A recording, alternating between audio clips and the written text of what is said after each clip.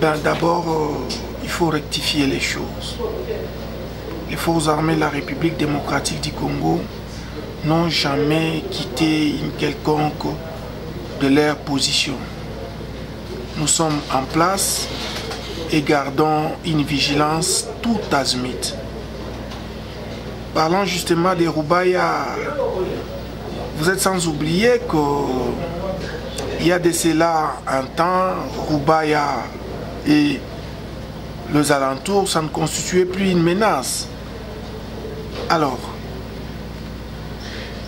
il n'y avait pas de l'importance qu'il y ait encore des éléments des forces armées de la République démocratique du Congo.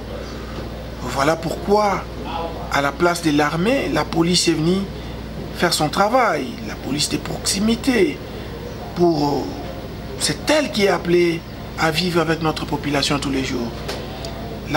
L'armée intervient lorsque il y a une priorité. Voilà.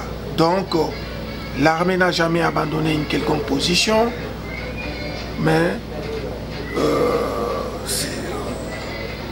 la police faisait son travail et l'armée était en train de s'occuper d'autres priorités. À quel niveau les FARDC ont réagi face à ces attaques de rebelles Nyatura? Je vous ai dit, les forces armées de la République démocratique du Congo sont bel et bien présents sur tous les théâtres des opérations et gardent une vigilance tout azimut sur toute notre zone de responsabilité.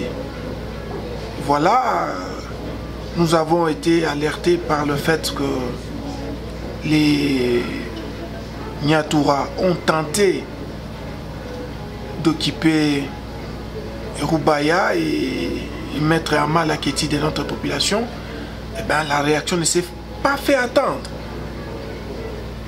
Pour concrétiser que nous gardons une vigilance tout azimut sur toute notre zone de responsabilité.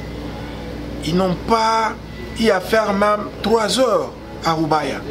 Tout de suite, les forces armées de la République démocratique du Congo ont réagi et ont mis l'ennemi hors d'état de nuire. Et ce qui est plus rassurant, c'est que nous l'avons traqué jusque dans son dernier retranchement. Et ce qui est plus rassurant pour notre population pour le moment, c'est que la présence de son armée peut déjà la rassurer. Donc il n'y a plus à craindre, l'armée est là. C'est question que notre population puisse avoir confiance en son armée et chaque fois dénoncer l'ennemi. Voilà. Oui, Masisi, Walikale et Rutshuru est sous contrôle de l'opération Sokola 2. Comment l'ennemi peut traverser toutes ces parties-là et arriver jusqu'à Roubaïa? Cela veut dire que l'opération ne touche pas toutes les parties? Ou l'ennemi a d'autres stratégies par rapport à celle des FARDC? Il n'y a pas de stratégie de l'ennemi qui va tenir. C'est ça ce que vous devez savoir. D'ailleurs, il faut savoir que le secteur opérationnel Nord Kivu Sokola 2, ce n'est pas seulement Walikale, Rutshuru et Masisi, il faut ajouter aussi le territoire de Nyiragongo. Dire que les opérations ne touchent pas partout, je viens de vous dire que nous gardons, en tant que forces armées de la République démocratique du Congo, une vigilance tout azimut. Et nous sommes toujours prêts à réagir. Donc, il n'y a pas de stratégie de l'ennemi qui tienne et qui va tenir. Voilà ce que vous devez comprendre. Par rapport à l'effectivité des militaires FARDC à Roubaïa, on ne peut pas dire qu'il y a un effectif réduit qui a causé à ce que les Nyatura puissent profiter pour attaquer cette cité? Non, je viens de vous le dire. Ce n'est pas question d'effectif. Nous rassurons notre population que son armée est là. Parce que si c'était question d'effectif, aujourd'hui, les Nyatura seraient encore à Roubaïa et dans les alentours. Donc ce n'est pas un problème d'effectif. Hein? Ce sont des problèmes que des gens qui ne sont pas spécialistes dans notre domaine essaient d'inventer chaque jour. l'armée est là.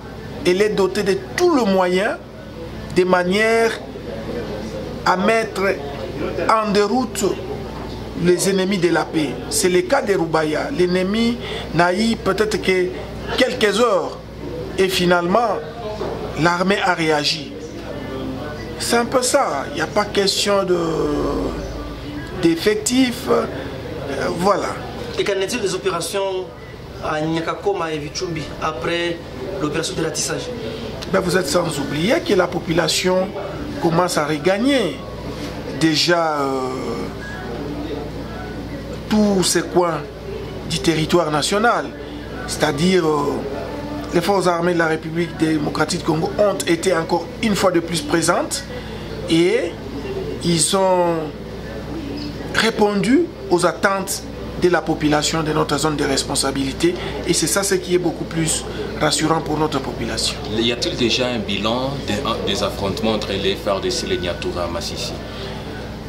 Ben écoutez, je dirais pas qu'il est trop tôt de vous donner le bilan, mais plutôt laissez-moi vous dire que ce qui est plus rassurant, c'est qu'à l'heure qu'il est, la population est en train de vaquer librement à ses occupations et que l'ennemi a été mis en déroute. Voilà.